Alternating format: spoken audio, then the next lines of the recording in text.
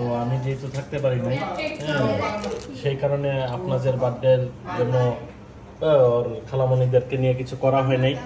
তাই আজকে এই বিশেষ আয়োজনটি, এখানে একটি কেক আছে, এখানে একটি দই আছে, এটা আপনাদের আম্মার হাতে দেশি হাঁসের ডিম এবং দেশি গরুর দুধের একটি সুন্দর একটি পুডিং আছে, এবং আমার ফেভারিট একটা খাবার সেটা হচ্ছে টিক্কা কাবাব। এবং এটা আমি ইতিমধ্যে টেস্ট করেছি, এটা অনেক মজা হয়েছে, ঠিক আছে। তারপর হচ্ছে একদম দেশি নদীর চিংড়ি মাছ। এই চিংড়ি মাছের বৈশিষ্ট্য হচ্ছে শরীরে অনেক মাংস, এটা আমাদের দেশি নদীর চিংড়ি। এটা মিস গেল। এটা হচ্ছে চিতল মাছের কোপ্তা। চিতল মাছের কোপ্তা, এটা আমাদের নদীর চিতল একটা, এই চিতল মাছের কোপ্তা, সেটা আমার মা বন্যাকে শিখিয়ে গিয়েছিল, তাই এই চিতল মাছের কোপ্তাটা বন্যা খুব ভালো করে। এটা হচ্ছে একটি সালাদ, এটাও ভালো করেছে। এখানে আছে কি, এটা হচ্ছে বিফ, মানে গরুর মাংস।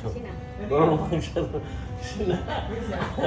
সিনা, এটা আমি স্পেশালি হাসান আর রিয়াদের জন্য আমি বলেছি, যখন সিনার মাংসটা রেডি করা হয় ঈদের সময়, তখন আমি বন্যাকে বলছি যে এই সিনার মাংসটা হাসান আর রিয়াদের জন্য রাখবা। এটা হচ্ছে রোস্ট, রোস্টটা অনেক সুন্দর হয়েছে। এটা হচ্ছে কি ইলিশ মাছ, ইলিশ মাছ কি সরিষা বাটা দিয়ে ইলিশ মাছ, এটা অনেক সুন্দর হয়েছে, দেখতে অনেক ভালো লাগতেছে। ওকে, ঠিক আছে। এটা কি পোলাও, সাদা পোলাও। ইতিমধ্যে পূর্ণতা খেয়ে ফেলেছে, সে বলতে পারবে খাবার কেমন হয়েছে। ধন্যবাদ।